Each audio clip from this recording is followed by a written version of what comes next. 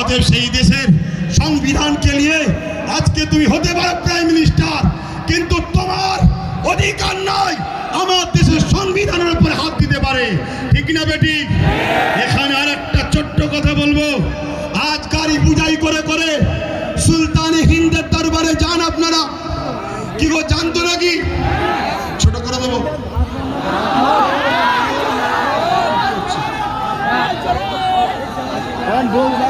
শোনেন, অসুবিধা হচ্ছে আপনাদের?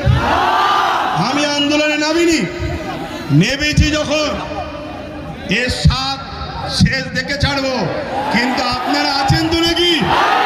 আছেন তো নাকি? মনে রাখবেন। আচ্ছা, এই আন্দোলনটা করবেন কার সাথে?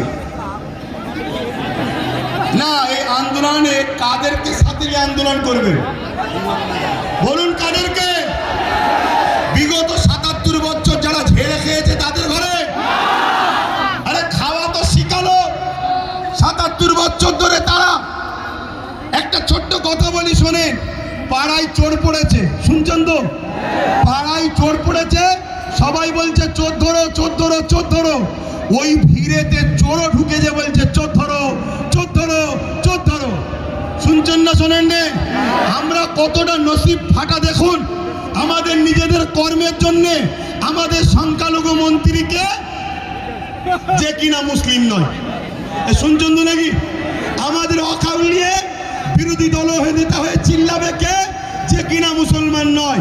আজকে বুকে হাত দিয়ে বলুন, আব্বাস সিদ্দিকীকে আজকে মনে পড়ছে না পড়েনি? আজকে বলুন। আমি বলেছিলাম চেয়ারের একটা পায়া দরকার, মনে পড়ছে? বলেছিলাম মনে পড়ছে? আজকে বলুন, টোটাল ভারতবর্ষে যদি বা বাংলা থেকে যদি ২-৫টা নওশাদ সিদ্দিকীর মতো যদি সেন্টারে পাঠানো যেত, তাহলে বিল করার সাথে সাথে চেয়ার ছুঁড়ে মারত। সংবিধানের বিরুদ্ধে কথা বলছিস, কিন্তু আজ আমরা লোভে পড়ে গেলাম বা জালিমদের লুটাতে আমরা হেরে গেলাম। কিন্তু মনে রাখবেন, এই লড়াই অনেক দিন কালের। আগামী দিন অস্তিত্ব বাঁচাবার জন্য যেমন আমাদেরকে রাজপথে সংবিধানের অধিকার নিয়ে লড়াই করতে হবে, ঠিক তেমনি সংবিধানের অধিকার নিয়ে নিজেদেরকে বাঁচার জন্য, নিজেদের অকাপ বাঁচাবার জন্য একটা চেয়ারের পায়ারও দরকার আছে না নাই? আছে না নাই? মনে রাখবেন, আমাদের ঘরে এখানেও দরকার, ওখানেও পাঠাতে হবে। যখনই সংবিধান বিরোধী কিছু কথা হবে, তখনই তারা লড়বে। আজকে বলুন, আব্বাস সিদ্দিকী ভুল করেছিল? ভুল করেছিল? এই গত দুদিন আগে পার্লামেন্টে, আমার পশ্চিম বাংলার বিধানসভায় ওয়াকফ নিয়ে আলোচনা হচ্ছিল।